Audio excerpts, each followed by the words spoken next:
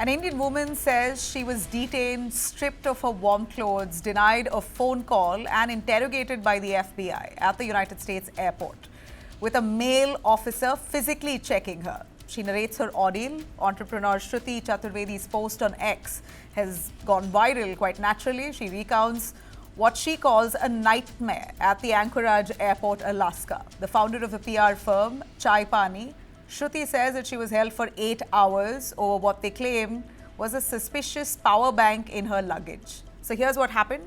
Shruti and her friend were flying out of the United States on separate flights. Her friend checked in first, and it was her friend who in fact had the power bank in her hand baggage. Authorities detained her friend and she called Shruti. When Shruti reached out to the airport police, Shruti also was held. And that's when it all began, what she calls the most humiliating hours of her life. Both women are now out of the United States, and that's when Shruti put out this ordeal on her X platform. She's chosen to speak out. Now, let's be honest, this isn't the first time an Indian has faced this kind of treatment at an airport in the United States. Remember Shah Rukh Khan? And he's not alone. We know the multiple people who faced similar harassment. There you have it. You have 2001, Kabir Khan, who faced similar incidents. If we could take you through a couple of names there. There you have Amir Khan in 2002 at Chicago Airport, similar incident. You have George Fernandez. The names that keep popping up, Irfan Khan, who faced similar harassment at LA Airport, and John Abraham as well in 2009. And these are top faces, big stars, including Mammootty, who faced similar harassment at an airport in the United States. Neil Nitin Mukesh, right? So, of course, these names are big. Shruti is not the only one. She too is a reputed Indian who's faced this kind of harassment. Now, what's the reason for it? Why does this keep happening to Indians? As Shruti puts it, are Indians made to feel powerless the moment they step outside their country? What can you do if you ever find yourself in a similar situation? What are your rights? Who do you contact? What is the Indian government's responsibility in such cases? We're asking these questions here, and joining me to discuss a little more is former Ambassador Manju Seth, former Indian diplomat, and Captain Kishore Chinta, Chief Pilot of Sirius India Airlines Private Limited. Madam Manju, your take on this. I can't help but ask, could this be a racial attack? I think it could very well be a racial attack because, yes, Indians are targeted. And, one of our diplomats was also strip searched some years ago in New York.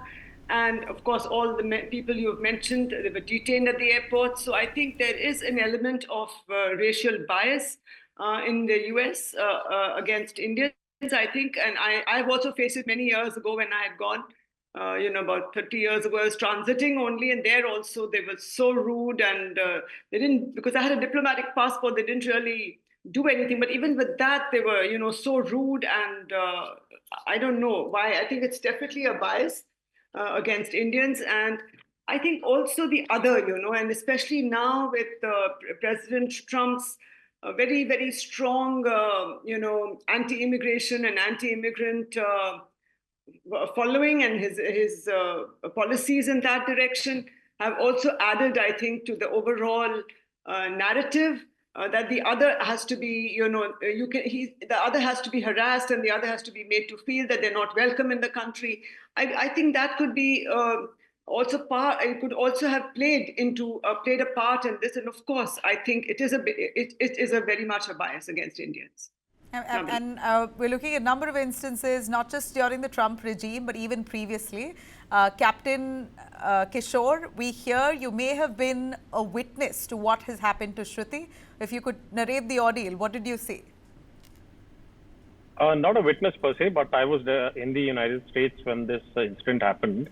To start with, I think Indians per se, most of the names you've dropped are predominantly business class passengers. Yeah. Once you step off the aircraft at the aero bridge in the United States, you're no more a business class passenger. That's the biggest leveler. When you get out of the aero bridge, you are classified as a normal passenger once you get into the immigration line as a non-US citizen. So that's where the cookie crumbles for most of our Indian business class passengers. I've traveled business class. I've been traveling to United States practically every year since the last 19 years for flying training for simulator in and out of the United States. In fact, the last 1 year I've traveled four times. So there are instances they are entitled by the law of the land to search if there's even a 0.01% chance of any doubt. And as far as power banks is concerned, we do not know what was the size of the power bank. Of course, you can carry a power bank up to 100 watt hours. That's almost 27,000 mAh. Average normal people carry up to 10,000 mAh. So I don't see a reason why a power bank in carry-on baggage would have triggered an alarm. It could be maybe it generates heat, because there are ways and means when the baggage goes through the checking. If a particular item is generating heat, it could be subject that there might be a thermal runaway with that particular power bank, and it's a dangerous item for them. But interestingly, it was Shruti's friend who had a power bank in her bag. But when Shruti tried to reach out to her friend, she got arrested and she had to face that 8-hour ordeal. What really is the reason there? Detaining for questioning is the law of the land. It happens to multiple people. I know an American pilot. But to the extent of her missing her flight, that almost seems like a deliberate attempt to harass. Yes, I do not deny that there is a bias, but you got to hand it to the airport security that if a person is unruly or undeniably is aggressive with the TSA authorities, they might be detained. So even in India, if you are rude or unruly with the CISF, they are well within their rights to do a secondary screening check for any passenger. All these celebrities which we are name dropping in India, they're used to being just run through as far as airport security is concerned. And when they go through a true blue airport security in an international airport, they cry foul. So it's a mix and match of both. We really don't know the exact details other than what Ms. Shruti has put out on her X platform. We have to draw a very thin line between inconvenience versus injustice. Right. Ambassador, could you give us a little more on the Indian mission's role in cases like this? Is there a protocol in place to intervene or support Indian citizens real time? Because we know Shruti did try and contact with the Indian embassy but couldn't get through.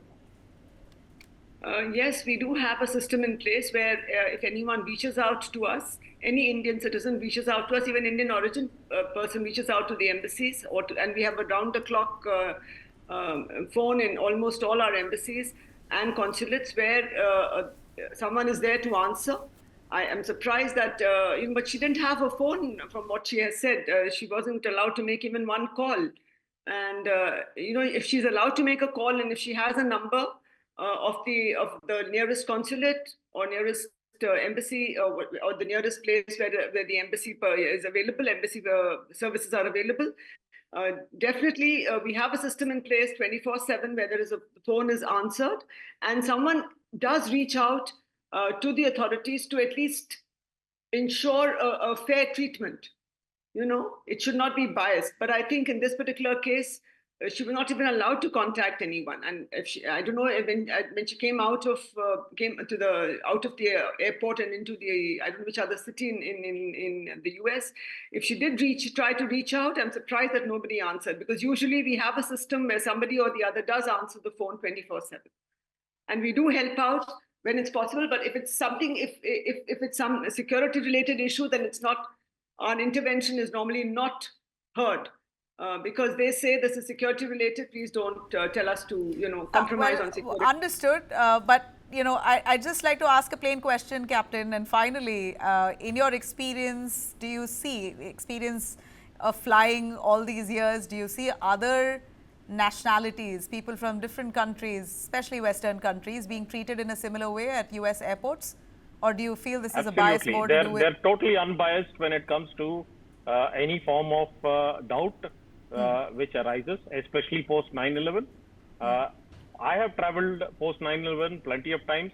I have been pulled out for secondary screening checks, at least for a couple of years. They were apologetic, said that you tick off all the markers for us post 9/11, Asian, dark-skinned, and being a pilot. And I took it in full spirit. So even Ms. Shruti, she didn't cry foul till she left the soil of the United States. She went on a trip. She enjoyed the Northern Lights. Only when she came out of the United States did she cry foul that she was harassed.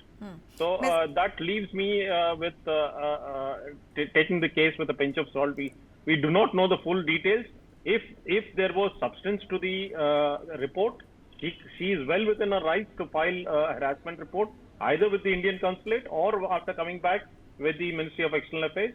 And the FAA and the TSA are duty bound to provide all the footage of what happened over there. Excellent. Madam Ambassador, final word from you. Do you see this often with people of other Western countries, or in your view, this is more specific to brown-skinned travelers?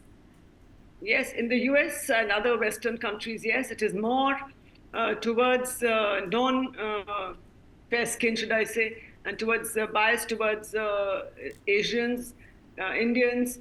I particularly have, and as very rightly mentioned by Captain, it is so ingrained. I think sometimes they don't even think. They assume that because they are suspect because they are of another color. And I think that is not a very positive thing. And we were hoping that once India US ties become better. As much as we hope for that, what is India doing diplomatically to ensure that our citizens are treated more with dignity? We take it up absolutely at every level, even at the minister's level and prime minister's level, and even the recent deportations we have taken up, and we have told them this is not acceptable, but they've done it, and I think for messaging purposes or for whatever, but definitely we take it up, and we will take it up. And if this is brought to the notice of the ministry, as mentioned by Captain, that a report should be filed, and we will definitely take it up formally as well. Informally, I'm sure we will, take it up with the local embassy here, as well as with our embassy there. Let's hope Shruti hears this and takes a complaint forward if she intends to. I really appreciate your time, Captain Kishore and Madam Manju, Ambassador Manju, for joining us and giving us your thoughts on this.